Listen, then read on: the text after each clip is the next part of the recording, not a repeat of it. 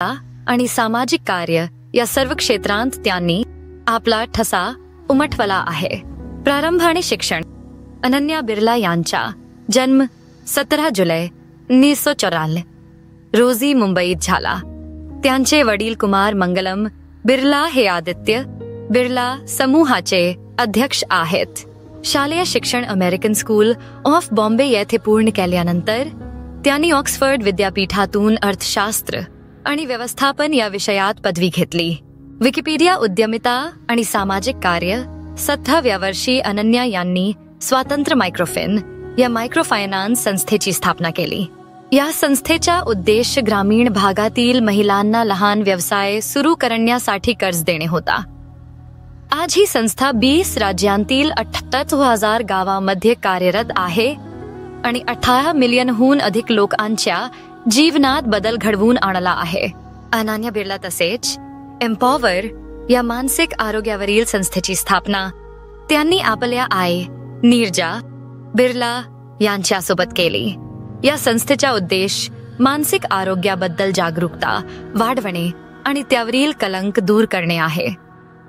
कोविड-19च्या काळात एम्पॉवरने महाराष्ट्र सरकार आणि BMC सोबत 24/7 हेल्पलाईन सुरू केली, ज्यामुळे 2 महिन्यांत 45,000हून अधिक लोकांनी मदत घेतली.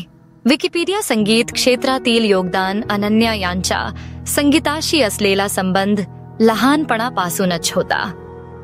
11व्या वर्षी त्यांनी संतूर वादन शिकायला सुरुवात केली होती.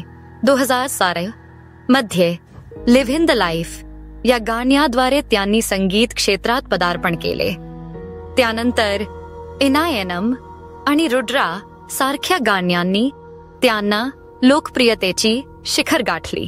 त्यांच्या गाण्यांना 500 मिलियनहून अधिक स्ट्रीम्स मिळाल्या आहेत.